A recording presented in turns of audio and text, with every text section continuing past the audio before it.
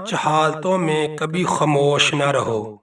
جب کوئی آپ کے دین اور آپ کے نبی صلی اللہ علیہ وآلہ وسلم کی توہین کر رہا ہو تو اس وقت کبھی بھی خاموش نہ رہو۔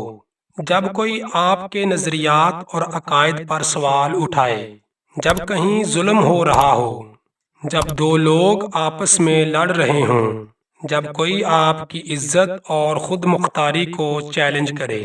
5 حالتوں میں ہمیشہ خاموش رہیں: شدید غصے کی حالت میں، بے یقینی اور شک و شبہ کی حالت میں، عبادت کی حالت میں، شدید جذباتی لمحات میں، غم سوگ اور پریشانی کی حالت میں۔